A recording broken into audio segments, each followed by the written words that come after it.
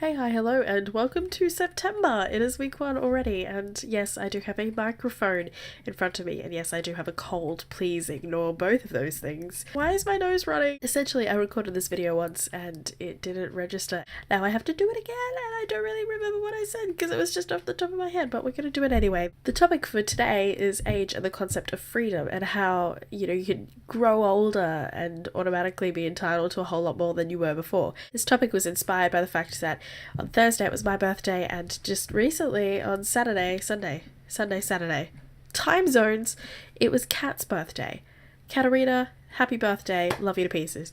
Mwah. And happy birthday to your twin sister Emily as well, because she's lovely. On Thursday I turned 18, and it was a really big deal for a lot of other people than me, because I'm sorry, I just don't find the concept of being 18 that different to the concept of being 17. I can vote now, and that is great, but in Australia voting is compulsory, so it's automatically made a whole lot less cool by the fact that we have to do it. I think it would be so much better if I just had a say in what goes on in the country of my own accord. Like if I said, I'm making a conscious decision to vote because I care about it, rather than I'm making a conscious decision to go to this place and vote for this person because I'm being told to go to this place on a certain day and vote because otherwise I will have to pay a fine.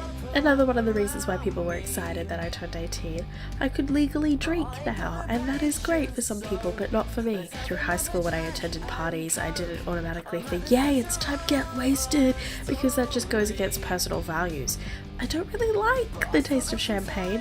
I tried a sip of rum and coke and I didn't like it. There has been talk that the drinking age should be pushed to 21 like it was originally, and like how it is in the US, and while I understand the reasoning behind it, you want to curb underage drinking and shove out the number of alcohol related incidents so that's not such a big deal anymore, and so that less people get hurt. I don't think it'll work. Australian society relies so heavily on alcohol and its consumption that the country in itself is known for have a stubby and drink at a barbie. So in that way, I don't think that raising the legal drinking age is going to change anything.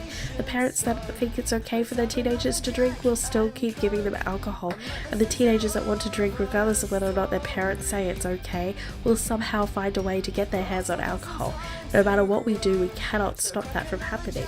Driving. Now, I know that the legal age of driving isn't 18 here, but the driving laws change from state to state, and where I come from in Queensland in Australia, Queenslander! You can get your learner's license at the age of 16. That basically means that you can get in a car with someone next to you who has a license and drive and get experience. But that's not just it. You have to wait 1 whole year before sitting for your practical driving test. You would think that that in itself is a reasonable law to help prevent the youth driving incidents, but no.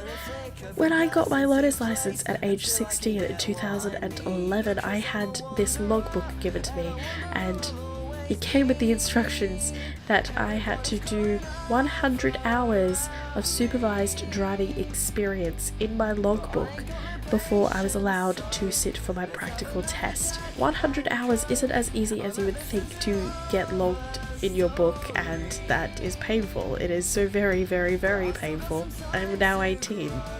And I've nearly been on my learner's license for 2 years, and I am nowhere near getting my practical driving test done and sorted, and I really, really, really need my license. I'm just gonna throw it out there that the age restrictions on like movies and video games, they never really work. I've been playing The Sims since I was 8, maybe, and that was always M-rated, which is 15 plus, so #rebel. Anyway, so my thoughts are just that there's no one perfect age, and I don't think Australia's got it completely right yet. That's all I have to say. Nicole, it is over to you, and I will see you lovely people next month. Bye.